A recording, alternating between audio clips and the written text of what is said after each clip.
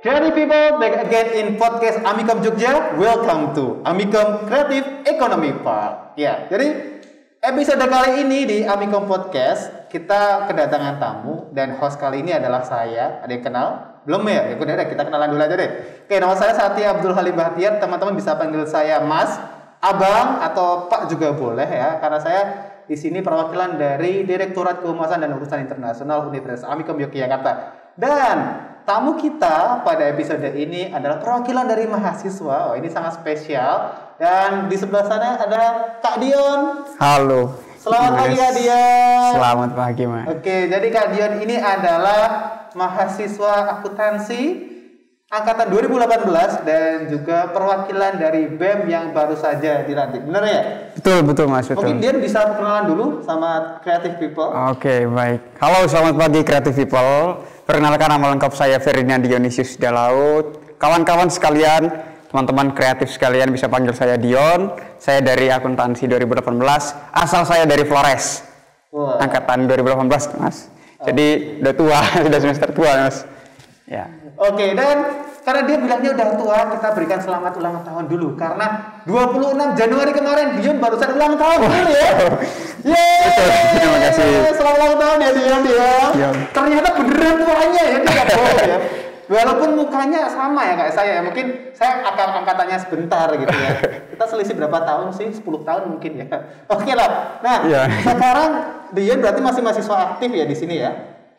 Iya, masih kuliah dan adalah salah satu mahasiswa yang mengalami pandemi juga. Betul sekali Mas, betul. Nah, kita pengen tahu nih kalau sebagai sudut pandang Dion nih sebagai perwakilan mahasiswa, apalagi di BEM ya. Betul Mas. BEM untuk periode 2020-2021. Kapan dilantiknya? Tanggal 21 Januari baru saja kemarin. 21 Januari masih fresh sebagai perwakilan generasi pandemi Amikom gitu ya. Yang sudah benar-benar mengalami bagaimana mereka harus berjuang di tengah pandemi ini. Betul. Mungkin apa sih yang dirasakan Dion sebagai mahasiswa ketika mendapati pandemi dan harus kuliah dari ini?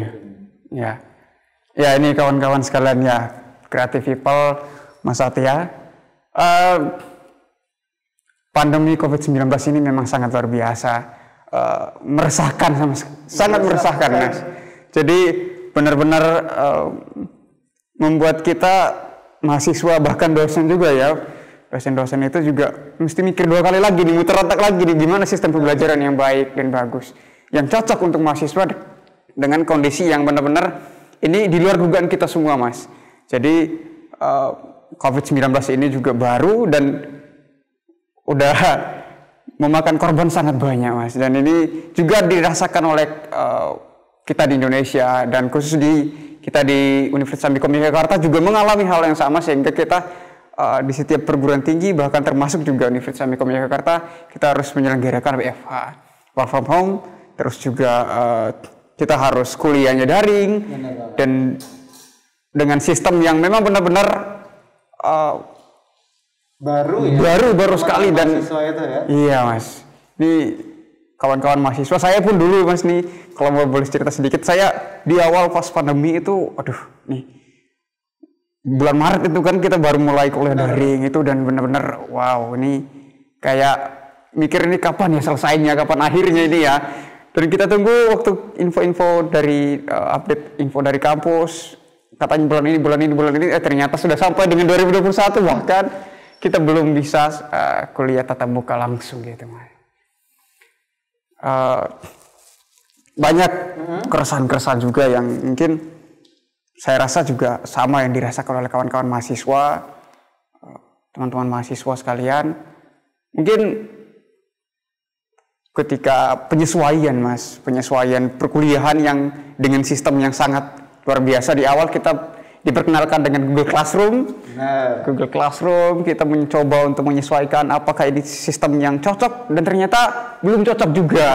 Kita coba lagi, dan memang perlu diapresiasi dari berbagai pihak yang terkait yang dengan sudah bekerja keras untuk menyesuaikan dan juga memperbaiki terus sistem pembelajaran perkuliahan yang bagus, yang tepat untuk mahasiswa Miko. Tapi kalau sebagai mahasiswa nih, ketika daring itu ada rasa-rasa apa sih yang menyerang gitu? Selain rasa rindu untuk bertemu dengan cinta ya, semua mahasiswa pasti kan memiliki kerinduan. Itu terbukti ketika Amikom mencoba upload konten tentang Amikom, responnya dari mahasiswa sangat luar biasa. Mereka rindu kampus kita tercinta ini. Tapi selain rindu nih pasti ada ngerasa ini, rasa-rasa lain. Apa yang Dion rasakan sebagai pelaku mahasiswa dari? Kalau saya ya, kebetulan saya di belakang, saya di kos dan saya persis di belakang kampus kita, jadi masih bisa lah ya lewat samping. Di awal-awal itu kan kita nggak boleh nggak diperbolehin masuk kampus, kita cuma lewat depan gerbang. Ya lumayan lah lihat dari luar gitu kan. Mengobati kerinduan. Ya gitulah. Jadi olahraga sore kita jogging. Saya kan waktu itu awal-awal kita bahkan sampai sekarang ini kan tetap menjaga kesehatan dengan olahraga, makan makanan yang sehat gitu. Jadi saya sempat keliling-keliling olahraga gitu, lari. Olahraga masih, makanan sehat dijaga masih, ya. Jadi betul. hidupnya nggak rebahan aja ya? Bukan termasuk kaum rebahan ya berarti Dion ini ya? Rebahan iya, tapi ya. Ternyata dia juga manusia ya? Iya betul Mas. Jadi di awal-awal itu ya seperti itu, mengobati rindu dengan kampus ya saya coba jalan-jalan keliling. Ya lewati ring road aja lah. Itu. Dan kalau di kos-kosan saya biasanya ya ngisi waktu luang masak, biasanya awal-awal itu masak. Dia bisa masak ternyata. Ya dikit-dikit belajar gitu. Masak terus ya ngobrol-ngobrol sama kawan-kawan yang di kos-kosan gitu biasanya. Kalau enggak ya baca buku, kalau enggak juga nonton film biasanya. Update film bagus itu kan dulu banyak media sekali yang menampilkan film-film bagus itu. Itu menurut saya ada sesuatu yang memang kawan-kawan yang baru menyesuaikan diri, terutama untuk mahasiswa baru nih, Mas. Benar. Mahasiswa baru ini memang benar-benar harus memaksimalkan waktu di rumah itu tidak dengan kita rebahan terus, bahwa kita ada sesuatu hal positif yang perlu kita cari dan kita terapkan di dalam kehidupan kita sehari-hari di rumah, baik di kontrakan, di kos juga, itu yang nantinya supaya itu juga membantu ke kita kembali ke diri kita, nantinya bisa ada poin-poin yang menurut kita nantinya akan bermanfaat pasti itu. Jadi melakukan kegiatan positif yang bisa dampaknya positif juga untuk kita. Betul sekali. Jangan rebahan aja gitu ya. Iya betul Mas. Iya. Kalau harapan Dion nih dengan keadaan seperti ini, harapannya apa sebenarnya? Dengan keadaan seperti ini, banyak sih harapan saya. Bahkan ini dari awal, pada waktu kita baru awal pandemi, harapan saya ya yang paling pertama adalah kuliah kampus. Karena bukan cuma kampus yang saya rindukan, tapi orang seisi kampus juga saya rindukan gitu. Jadi memang pandemi ini nggak cuma berdampak physically, tapi secara mentally kita juga betul. terserang pikiran-pikiran kerinduan. Betul sekali Mas. Ya. Oke, jadi harapannya adalah satu, berkumpul kembali secepatnya di kampus dan bisa bertemu dengan kampus dan segala isinya, termasuk teman-temannya dia. Apalagi nih selain itu? Selanjutnya harapan saya ya dengan kuliah yang sudah daring seperti ini, untuk mahasiswa baru juga mahasiswa yang lama, yang semester udah di atas semester 1 gitu kan, harapan saya ya kawan-kawan semua ya tidak putus asa dengan keadaan. Kita tetap berjuang dengan cara kita masing-masing. Yang pasti berbuatlah yang positif untuk diri sendiri, dan juga kalau kita di rumah kan dulu di awal-awal kita disarankan untuk kita di rumah saja untuk menjaga orang lain. Selain kita menjaga diri kita, juga kita menjaga orang lain dengan tidak kemana-mana. Ya kalau mau kemana-mana yang penting aja gitu. Benar. Menerapkan protokol. Betul cuci tangan, memakai masker, menjaga jarak, dan menghindari kerumunan. Ya, betul. 4M ya, creative people, jangan lupa. Iya betul. 4M. Ya itu, dan juga beberapa hal yang berkaitan dengan perkuliahan. Semacam kalau saya lihat saya sempat baca di beberapa artikel-artikel yang memuat tentang tulisan-tulisan Universitas Amikom dan juga mahasiswa, beberapa keluhan dari mahasiswa Amikom, terlihat memang kawan-kawan mahasiswa umum ini butuh waktu, dan saya rasa juga disinilah waktunya kita untuk mencoba sesuatu yang terbaik untuk bagaimana menyesuaikan, bukan cuma dari pihak kampus yang harus memperbaiki sistem untuk perkuliahan daring, tapi juga mahasiswa harus lebih proaktif terus. Demikian juga yang tim terkait, karena di sini kedua itu saling membutuhkan. Kita mahasiswa seperti saya di awal saya cukup sedikit kecewa dengan beberapa sistem yang tiba-tiba ada perubahan, tapi saya mengapresiasi bahwa di sini ada sesuatu yang selalu ditingkatkan dari pihak kampus. Seperti di awal kita menggunakan Google Classroom yang mana kita tahu beberapa masih ada minus, dan lalu dikembangkan dengan LMS Waskita. Wah, itu luar biasa dan itu sangat membantu. Saya lihat di di satu artikel kita di kampus yang karya mahasiswa sendiri itu beberapa betapa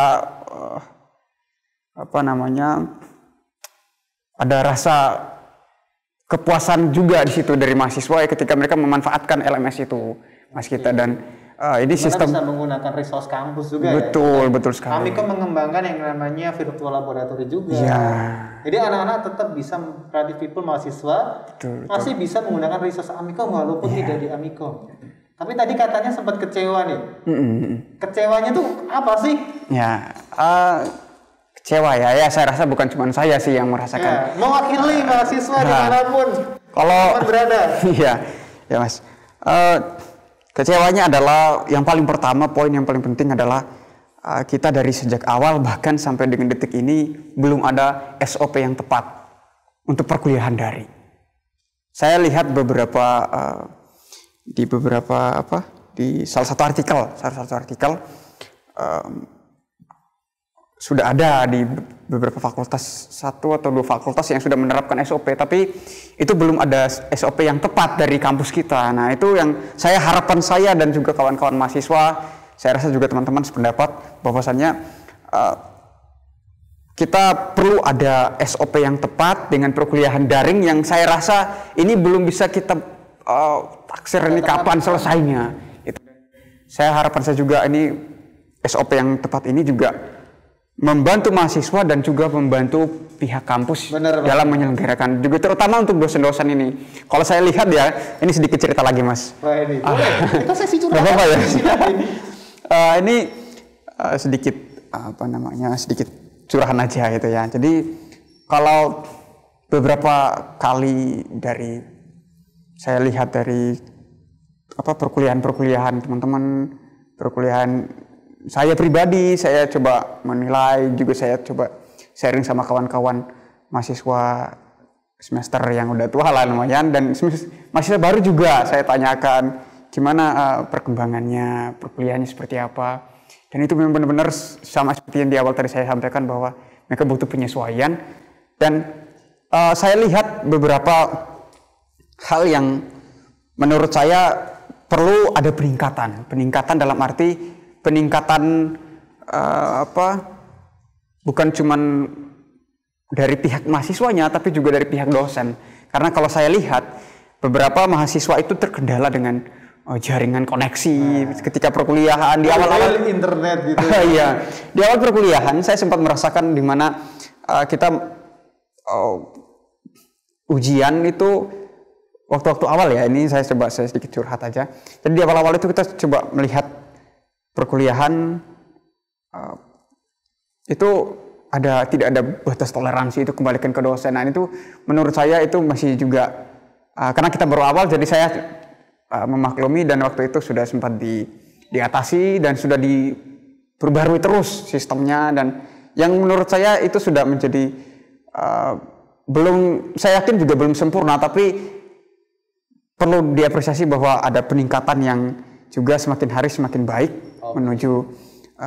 menuju ke hal yang menurut kita dari mahasiswa akhirnya menjadi ini ada kepuasan tersendiri dari sistem yang diselenggarakan, yang dipakai oleh kampus di dalam perkuliahan daring. Juga di awal ketika ada dosen yang bahkan saya lihat ya, ini ada dosen yang ini bukan itu ya Mas ya, jadi cuma memberikan pandangan aja. Ya, boleh. Jadi yang berperan aktif di sini bukan cuma mahasiswa. Perlu ditekankan bahwa yang berperan aktif bukan mahasiswa, tapi juga dari pihak dosen, juga kampus. Ini tiga kerangka yang saya sampaikan ini adalah tiga pihak ini yang benar-benar nantinya saling bersinergi, dan ketika ini berjalan dengan baik itu mahasiswa, baik itu dosen dan juga pihak kampus, saya rasa perkuliahan ini bisa saja nanti kalau misalnya kita sudah tidak daring lagi, kita bisa terapkan seperti ini. Tinggal bagaimana nanti ketiga ini bisa bersinergi bersama. Benar. Nah, yang saya lihat, ya betul. Yang saya lihat itu di awal-awal kita mahasiswa ditekankan untuk harus seperti ini. Kita mencoba, tapi yang kawan-kawan yang di kota, saya lihat kan ya, yang ada di kota, itu mungkin sedikit kendalanya. Tapi bagaimana dengan kawan-kawan kita mahasiswa-mahasiswi yang ada di luar Jogja, yang di kampung halaman, apalagi yang untung saya tidak pulang ke kampung halaman ya. Kalau saya pulang ke kampung halaman, saya harus bergelantung di pohon baru bisa dapat jaringan. Iya, Mas.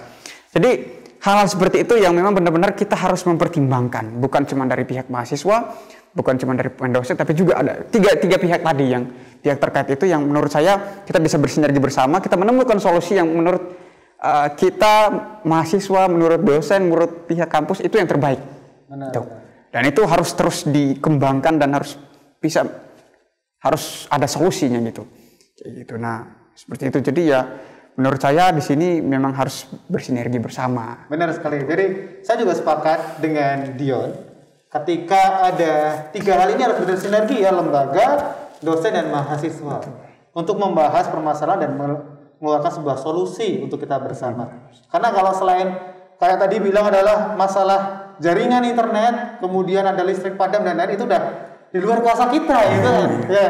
Tapi bagaimana kita bisa saling bersinergi, yaitu kenapa kita butuhkan teman-teman creative people untuk bisa memberikan masukan. Jadi ketika Amikom posting, teman-teman jangan cuma ditonton ya kan, di komen, di like, di share ya kan. Bagaimana teman-teman bisa berinteraksi dengan Amikom. Dengan ini kita punya sosmed Amikom, kita punya teman-teman BEM ya, itu sebagai sarana teman-teman creative people untuk bisa menyampaikan ke Amikom, dan kita sangat menerima masukan dari teman-teman mahasiswa. Kalau menurut Dion, Amikom termasuk open nggak sih terhadap masukan mahasiswa? Dari pandangan saya pribadi, untuk open atau tidak, yang jelas itu open. Yang jelas itu open. Tapi aspirasi itu, ya betul. Tapi aspirasi, pertanyaannya kembali lagi kepada aspirasi itu tersampaikan dengan ada solusi atau tidak. Nah, itu. Tapi kalau sebatas itu open saja, ya pasti open. Semua aspirasi pasti masuk. Cuma ada solusi. Nah, teman-teman, yang dituntut adalah solusinya itu. Jadi, teman-teman mahasiswa jangan cuma beraspirasi, cuma minta doang, tapi kita juga menerima solusi-solusi dari mahasiswa ya. Saya mau solusikan seperti ini, maka Amikom mencoba untuk yang terbaik. Betul. Karena mungkin kita masing-masing punya kekurangan ya, lembaga dengan segala keterbatasannya, dosen yang juga manusia sama-sama makan nasi kayak mahasiswa. Saya juga membayangkan bagaimana ketika dosen juga harus beradaptasi daring, mengajar berapa kelas, dan kalau mungkin teman-teman creative people yang belum tahu, dosen itu selain mengajar ada kewajiban untuk pengabdian masyarakat dan juga penelitian ya Dion ya. Betul sekali. Jadi ketika teman-teman itu merasa di kuliah masih ada tugas, ternyata dosen juga masih ada tugas melakukan penelitian teman-teman. Benar ya? Iya, tridharma. Kita punya tridharma di dosen, mahasiswa juga punya kewajiban untuk berkuliah dengan baik. Betul. Maka bagaimana kita semuanya berkembang dan bisa menghadapi ini semua, karena pandemi ini menyerang semua ya. Nggak cuma mahasiswa doang yang diserang, kata Dion tadi. Mahasiswa diserang, dosen juga kena, lembaga juga harus beradaptasi. Maka tiga ini harus beradaptasi, melahirkan sebuah solusi-solusi. Nah, karena juga kita itu tidak hanya sekali habis itu solusinya selesai, pasti ada berkembang nih ya kan. Kalau mungkin kita solusi untuk jangka pendek, nanti bagaimana menghasilkan solusi untuk teman-teman kalau pandeminya selesai bulan depan nih, gitu ya. Harapan kita ya. Amin ya Tuhan. Semoga nanti bulan depan selesai pandeminya gitu ya. Karena vaksin sudah ditemukan ya. Iya betul. Jadi kita berdoa bersama-sama. Amin, supaya vaksin bisa efektif dan semuanya bisa berkumpul kembali gitu ya. Jadi ada yang jangka pendek, jangka panjang, ataupun bagaimana kita bisa beradaptasi di situasi seperti ini. Betul. Mungkin kalau pesan Dion buat teman-teman creative people, bagaimana cara mereka menyampaikan aspirasi yang berbentuk saran atau solusi, kira-kira gimana? Yang baik. Oh ada nih, mungkin ada nggak sih yang mahasiswa menurut Dion menyampaikan aspirasi caranya kurang tepat, ada juga nggak? Ada juga kan? pasti Nah, ada. bagaimana supaya aspirasi itu bisa disampaikan dengan cara yang baik dan juga dengan cara yang cara yang tepat. Menurut dia seperti apa? Menurut teman-teman mahasiswa yang mau menyampaikan aspirasi ini? Oke, baik, terima kasih Mas. Sahabat Creative People, saya punya beberapa sungguhan buat kawan-kawan sekalian. Bagaimana kita bisa menempatkan, saya yakin kawan-kawan sekalian, teman-teman Creative People sekalian itu mesti punya sesuatu yang ingin disampaikan, tapi nggak tahu nih mau taruh di mana gitu ya Mas ya. Bener. Jadi bingung, ini saya sampaikan ke siapa ya? Siapa yang harus bertanggung jawab dengan aspirasi saya gitu kan? Nah, ada banyak cara sebenarnya kita bisa menyampaikan aspirasi. Yang paling pasti yang perlu kita sebagai yang pemberi aspirasi, kita harus memahami bagaimana cara memberikan aspirasi. Nah, tadi yang saya sampaikan. Cara memberikan aspirasi itu yang jelas kita harus mengikuti ya sopan santun, bahasanya harus sopan dengan segala dengan segala rangkaian padanan kata yang ya silakan kawan-kawan bisa merangkai sendiri, tapi yang pasti harus sopan. Apalagi ketika kita menghubungi akun-akun resmi milik Amikom gitu ya, milik apa? Atau ke dosen. Iya, gitu betul. Ya. Jadi betul harus sopan bahasanya. Lalu tidak dengan dengan bahasa yang kritik itu saya sangat mendukung sekali teman-teman bisa memberikan kritik. Saran itu sangat luar biasa, itu saya mengapresiasi dan saya mengacungkan jempol yang luar biasa untuk kawan-kawan yang berani menyampaikan aspirasi. Tapi ingatlah satu hal bahwa ketika kita memberikan aspirasi, kita harus memikirkan orang yang mau menerima aspirasi kita. Dengan cara kalau misalnya kita menyampaikan aspirasi kita dengan sesuatu yang menurut orang lain itu berlebihan. Nah, orang juga yang si penerima aspirasi itu akan mikir, wah dia membutuhkan saya, tapi ketika saya mau menolong dia, caranya dia memberikan itu kurang tepat. Nah, itu yang menurut saya perlu kawan-kawan sekalian ingat selalu gitu ya. Dan kita saya rasa di Amikom itu punya banyak wadah, menyediakan banyak sekali wadah di mana kita bisa memberikan aspirasi kepada kawan-kawan. Kita menyediakan aspirasi kepada kawan-kawan mahasiswa, terutama untuk mahasiswa baru nih, Mas. Benar. Terutama untuk mahasiswa baru yang mahasiswa baru yang belum tahu nih. Ngomong ke siapa nih? Nah, ada banyak. Kalau di lembaga mahasiswa di LM, kita di LM Universitas Amikom, kita punya senat mahasiswa, bisa menyediakan aspirasi, menyediakan wadah untuk teman-teman memberikan aspirasi. Di badan eksekutif pun demikian. Sama, kita bisa, teman-teman kalau kawan-kawan sekalian mahasiswa Amikom, teman-teman Creative People, kalau memang mau menyampaikan sesuatu, saya sarankan bahwa jangan menyimpan itu untuk diri sendiri. Ketika itu bisa baik untuk orang lain, maka sampaikan itu kepada yang bisa menjalankan itu. Sampaikan ke senat mahasiswa, nanti senat instruksikan ke badan eksekutif, kita siap gerak.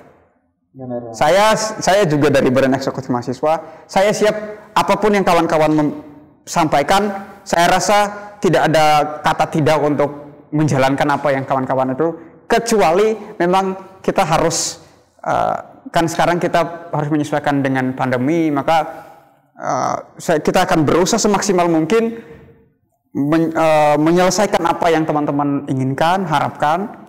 Kita dari badan eksekutif, kita siap untuk menjalankan apapun yang kawan-kawan berikan. Tapi dengan catatan bahwa itu rasional untuk dilaksanakan. Rasional dan cara penyampaiannya sopan dan baik. Betul sekali.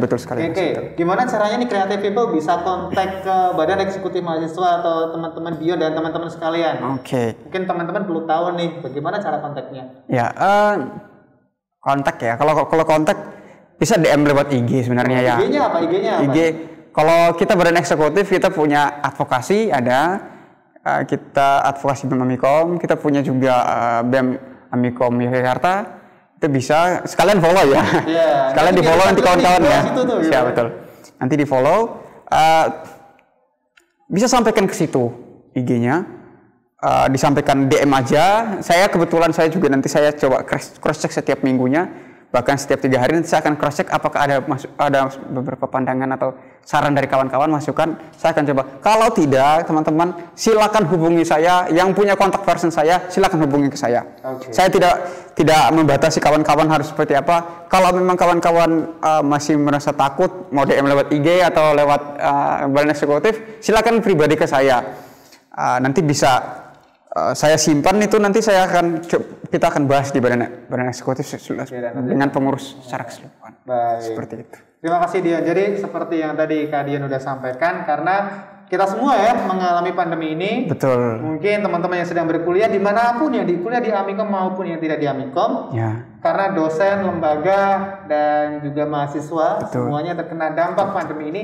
Maka saran dari Mas Dian adalah marilah kita bersinergi 3 bagian ini untuk sama-sama melahirkan sebuah solusi untuk kita semua. Jadi semoga teman-teman juga bisa tercerahkan, bisa tahu bagaimana cara beraspirasi, dan semoga teman-teman juga tetap kuat selalu ya. Iya, siap. Kita akan selalu support. Kalau ada masukan-masukan silakan disampaikan ke lembaga maupun lewat badan eksekutif mahasiswa atau lembaga-lembaga lainnya. Ya.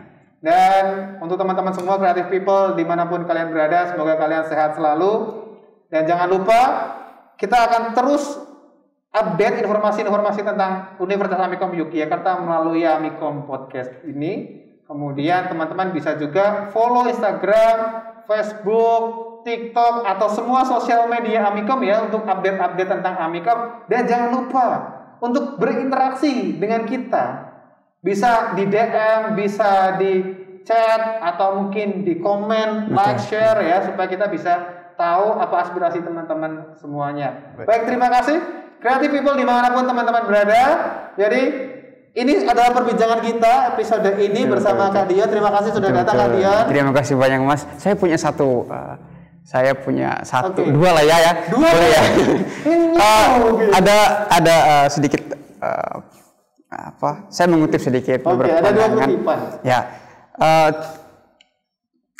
Yang pertama saya mengutip dari Bung Karno, Bung Besar, founding father kita, Bapak negara kita yang pertama. Itu menyampaikan bahwa